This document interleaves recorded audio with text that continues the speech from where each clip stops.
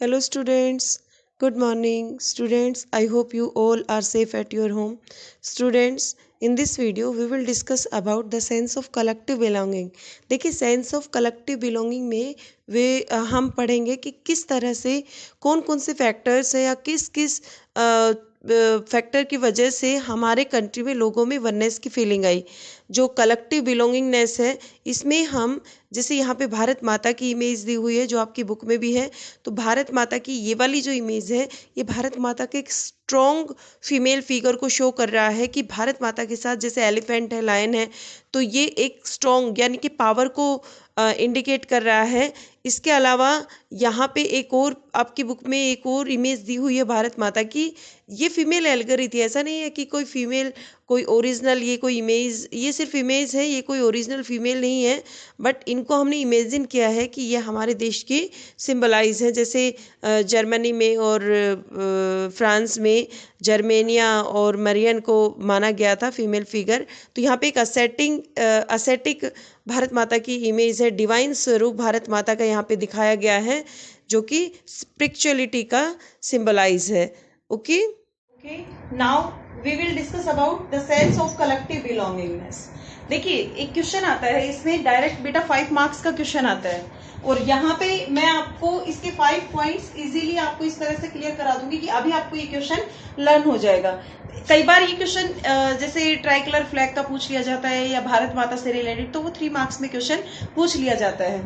ठीक है, तो यहाँ पे सबसे पहले हम डिस्कस करेंगे कि sense of collective belonging, sense of collective belonging या कलेक्टिव बिलोंगिंगनेस दोनों ही सेम है। तो इसका मतलब क्या है? देखिए हमने जितने भी मूवमेंट लड़े एक साथ मिलकर लड़े, यहाँ कहीं ना कहीं ये हमारी यूनिटी को सिंबलाइज कर रहा है, यूनिटी को दिखा रहा है कि हम किस तरह से देश में एक साथ लड़ रहे थे और वो कौन कौन सी चीजें थी जिन्होंने हमें जोड़ के रखा, जिन्होंने हमें इस मूवमेंट से बांध के रखा और हमारे अंदर नेशनलिज्म की फीलिंग को डेवलप किया। जो कि हमने स्टार्टिंग में ही जब मैंने चैप्टर स्टार्ट किया था तो मैंने आपको बताया था कि नेशनलिज्म की फीलिंग डेवलप हुई, नेशनलिज्म इंडिया में कैसे स्प्रेड हुआ। तो अब इसको हम यहाँ पे इस चैप्टर को कंप्लीट करते हुए इसी को डिस्कस करेंगे कि क्या क्या चीजें थी, वो कौन कौन सी बातें थी जिसने जो सेंस ऑफ कलेक्टिव बिलोंगिंगनेस है उसको बढ़ाया या उसमें हेल्प की। तो सबसे पहले जैसे इसमें मैंने लिखा कि एक्सपीरियंस ऑफ यूनाइटेड स्ट्रगल, जितने भी लोग थे वो यूनाइटेड मतलब मिल के लड़ रहे थे, वो सारे के सारे जो स्ट्रगल कर रहे थे उसमें एक साथ थे, एक साथ जुड़े हुए थे। उनमें ये भेदभाव नहीं था कि कोई ग्रुप लड़ रहा है या नहीं लड़ रहा है, सभी एक चीज के लिए लड़ रहे थे। किसके लिए? स्वराज के लिए, अपने देश को आजाद कराने के लिए। इसके बाद जैसे कल्चरल प्रोसेस का भी इसमें बहुत बड़ा रोल रहा। अब हमसे कोई हमारी कल्चर के बारे में पूछे, हमारी हिस्ट्री, हम जो फिक्शंस है, फोकलोर्स है, सॉन्ग्स है, प्रेम्स है, सिंबल्स है, वो सारी चीजें उसमें आती है, वो सारी चीजें अफेक्ट करती है किसी जगह की कल्चर को। तो यहाँ पे जैसे मैंने इमेज ऑफ भारत माता, ये मोस्ट इंपोर्टेंट क्वेश्चन है और 3 मार्क्स में भी आ जाता है, कई बार इसमें 1 मार्क क्वेश्चन भी बहुत आते हैं और इस बार भी आएंगे डेफिनेटली। तो भारत माता की इमेज से रिलेटेड इसमें क्वेश्चन आते हैं। आपकी बुक में 2 इमेजेस दी हुई है भारत माता की। एक पहले की इमेज दी हुई है जो एक बहुत स्ट्रॉन्ग पावरफुल एल्गरी को दिखाता है। एल्गरी के बारे में जैसे हमने डिस्कस किया था, एल्गरी क्या है, जैसे हमने नेशनलिज्म इन यूरोप में डिस्कस किया था, फ्रांस की और जर्मनी की एल्गरीज थी, जर्मेनिया और मरियन।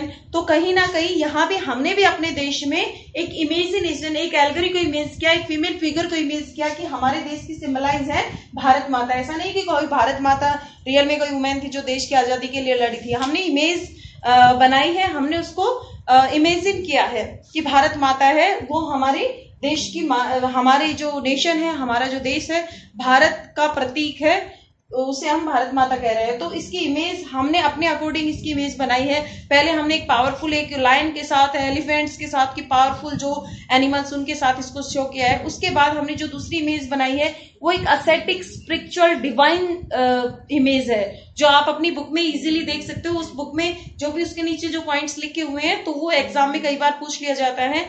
एमसीक्यू में लास्ट ईयर भी एक क्वेश्चन आया था इससे रिलेटेड। तो वो भारत माता की इमेज को आपको देखना है और उसको समझना है।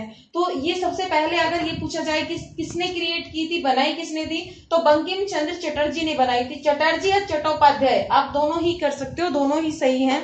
बंकिम चंद्र चट्टोपाध्याय भी उन्हीं का नाम था और बंकिम चंद्र चटर्जी भी उन्हीं का नाम था। तो और इन्होंने और क्या किया था, वंदे मातरम सॉन्ग लिखा था, जिन्होंने बहुत ज्यादा पॉपुलैरिटी हासिल की थी, यानी कि लोगों में जो वननेस की फीलिंग को डेवलप करने का जो काम किया था इस सॉन्ग ने, वो बहुत ज्यादा किया था, एक जो इमेज क्रिएट की थी। तो मोस्ट इंपोर्टेंट क्वेश्चन इसमें बन जाता है, who wrote Vande Mataram song या who created the image of Bharat Mata, तो बंकिम चंद्र चट्टोपाध्याय ने। इसके बाद अवनींद्रनाथ टैगोर का नाम आता है, who painted the image of Bharat माता। पेंट की बात आए तो अवनींद्रनाथ टैगोर, जो एस्थेटिक, जो जैसे काम, कंपोज्ड और डिवाइन एंड स्पिरिचुअल, एक एस्थेटिक जो फिगर है, एस्थेटिक फिगर बनाई। इसके बाद जैसे मैंने यहाँ पे इसके में लिखा काम, कंपोज, डिवाइन एंड स्पिरिचुअल, तो आपको ये भी ध्यान रखना है, ये भी एग्जाम में 1 मार्क क्वेश्चन आ जाता है। इसके बाद हम बात करते हैं, ये सारा भारत माता से रिलेटेड था, तो आपको बहुत अच्छे से समझ आ गया होगा, इसको एक बार रीड कर लेना, आप अपनी नोटबुक में भी नोट कर सकते हैं।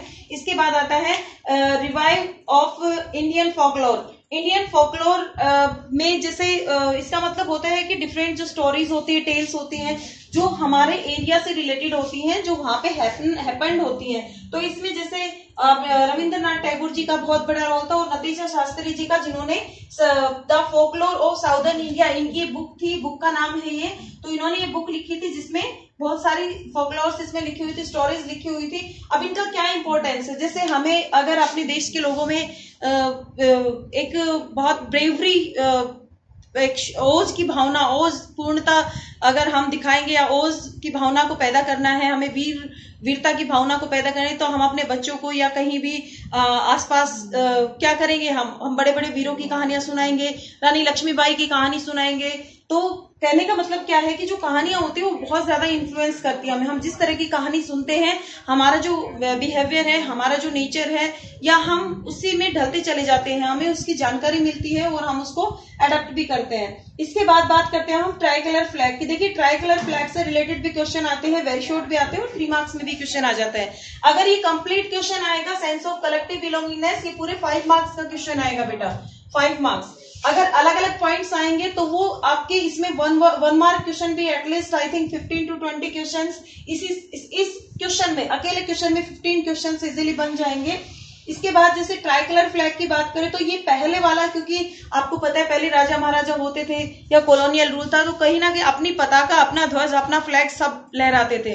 तो राजा होते थे, जो भी किंग होते थे या एम्परर होते थे, तो वो अपने ध्वज लेके चलते थे, अपने फ्लैग लेके चलते थे। यहाँ भी एक फ्लैग, जैसे हमारा जो फ्लैग है उसमें भी बहुत बार चेंजेस हुए हैं। तो पहले जो फ्लैग था वो भी ट्राई कलर फ्लैग था, आज भी ट्राई कलर है, लेकिन उसमें जो कलर्स थे रेड, ग्रीन और येलो, ये याद रखना आपको। पहले जो अपना फ्लैग था 1921 से पहले, क्योंकि 1921 में गांधी जी ने स्वराज फ्लैग बनाया था, रीडिजाइन किया था फ्लैग को, तो उसमें जो येलो कलर है उसकी जगह व्हाइट कलर को इंक्लूड कर दिया गया था। इसके बाद इसमें 8 लोटस है, आपकी बुक में भी ये दिया हुआ है, 8 लोटस है उस फ्लैग में। जो ब्रिटिश प्रोविनेंसेस को, जो आज स्टेट है, तो 8 स्टेट ऐसे कि जो ब्रिटिश के पूरी तरह से कंट्रोल में थे, तो ये 8 लोटस उनको दिखाते हैं। इसके बाद जैसे इसमें क्रेसेंट मून, एक जो चंद्र, एक चांद का निशान था, चंद्र का, मून का निशान था, तो वो रिप्रेजेंटिंग हिंदू एंड मुस्लिम, इनको हिंदू मुस्लिम को दिखाता। गांधी जी ने स्वराज फ्लैग को, अभी एक क्वेश्चन आ जाता है, विच फ्लैग वाज, या Gandhi ji, which are the colours in flag which was redesigned by Gandhi ji.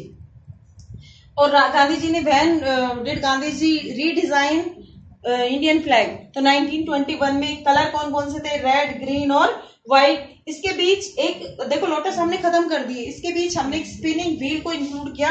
Spinning wheel क्या है, चरखा जिसको कहते हैं, चरखा था, आजकल स्पिनिंग व्हील नहीं है।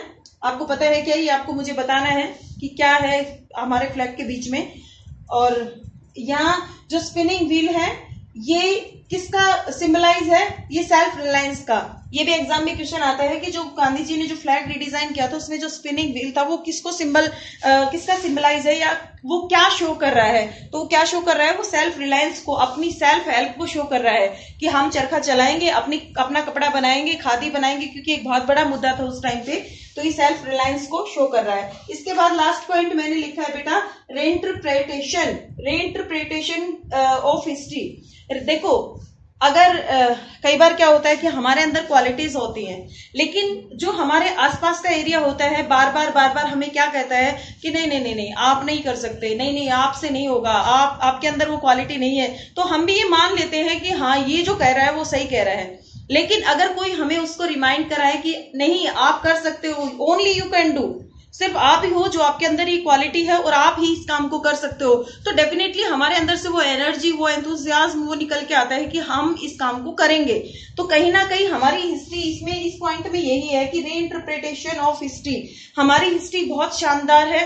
हमारी हिस्ट्री में जितने भी आपने देखा होगा हमारी जो कल्चर है, हमारे यहाँ पे सालों से, सैकड़ों हजारों सालों पहले से बहुत सारे व्यंजन बनते आ रहे हैं जो कि शायद वेस्टर्न कंट्रीज में बाद में शुरू हुए। हमारे यहाँ पे जो प्रिंट्स है, हमारे यहाँ का जो कपड़ा है, मतलब बहुत सारी ऐसी हिस्ट्री में ऐसे ऐसे एग्जाम्पल है जो हिंदुस्तान में बहुत पहले से चीजें हुई और यूरोप में या अदर कंट्रीज में वो बहुत बाद में आई। तो हमारी जो हिस्ट्री है वो बहुत शानदार। अंग्रेजों ने यही काम किया, हमारी हिस्ट्री को दबाने की कोशिश की, हमारी हिस्ट्री को हमसे छुपाने की कोशिश की, क्योंकि ज्यादा लोग पढ़े लिखे नहीं थे, बुक्स वगैरह नहीं पढ़ सकते थे। लेकिन जब प्रिंट कल्चर आया और बुक्स छपने लगी और लोग इनका, जैसे नटेशा शास्त्री जी, रविंद्रनाथ टैगोर और भी बहुत सारे ऐसे पोएट, ऐसे ऑथर्स थे जिन्होंने बुक्स लिखी और कहानियों को उसमें शामिल किया। ग्रिम ब्रदर्स की हम बात करें तो उन्होंने जगह जगह घूम के कहानियों को इकट्ठा किया और लोगों तक वो कहानियां बुक के थ्रू लोगों तक पहुंचाई। तो इससे हमें पता चला कि हमारी जो हिस्ट्री है वो कितनी शानदार हिस्ट्री है। तो इसमें आई थिंक आपको सब कुछ समझ में आ गया होगा। ये जो चैप्टर है यही कंप्लीट होता है और इसके बाद मैं आपको इंपॉर्टेंट क्वेश्चंस भी बता दूंगी जो आपके व्हाट्सएप पे मैं सेंड कर दूंगी। और वेरी शॉर्ट क्वेश्चंस आपको कुछ मैंने सेंड कर दिए, कुछ आपको लेक्चर्स देख के बहुत सारे वेरी शॉर्ट क्वेश्चन उसमें क्लियर हो जाते हैं। अब बारी है, अब मैं बात करती हूँ आपकी आज की ट्रिक की। हर दिन मैं एक ट्रिक देती हूँ। देखिए हिस्ट्री का बेटा कोई भी चैप्टर आपको लर्न करने की जरूरत नहीं है। अब आप कहेंगे बिना लर्न किए हम कैसे करेंगे? आपको चाहे कोई क्वेश्चन लो, क्वेश्चन तो बाद की बात है, आपको वो चैप्टर स्टेप बाय स्टेप जिस तरह से मैंने समझाया है आपको, मैंने I can do it in English, English to English, लेकिन मुझे हिंदी में समझाने की जरूरत क्यों पड़ी कि आप शायद उस लैंग्वेज में उस चीज को बहुत ज्यादा अच्छे से वो क्रैम कर लोगे, थोड़ा बहुत समझ में आएगा, लेकिन इन हिंदी आपको वो पूरी स्टोरी समझ में आ गई। और ये स्टोरी आपको अपने पेरेंट्स के साथ डिस्कस करनी है। आपको हिस्ट्री लर्न करने का सबसे अच्छा तरीका यही है कि जो भी हिस्ट्री में जो भी चैप्टर है वो आपको किस तरह से रिवाइज करना है, उसकी पूरी स्टोरी स्टार्टिंग से लेके आप अपनी बुक ओपन कर सकते हो, पॉइंट्स को लिख सकते हो और वो पॉइंट टू पॉइंट स्टोरी आप अपने एल्डर्स को, यंगर्स को, अपने पेरेंट्स को, जो भी इंटरेस्टेड है, तो इंटरेस्टेड नहीं भी है तो आप खुद अपने आप को वो स्टोरी सुनाएं और अपने आप उसको रीड करें, अपने आप को ही पढ़ाएं। तो आप देखेंगे कि पूरा चैप्टर आपको बहुत अच्छे से रिवाइज हो जाएगा। ओके, तो आज के लिए इतना ही। ये चैप्टर कंप्लीट हो गया है आपको। Thank you, have a good day head.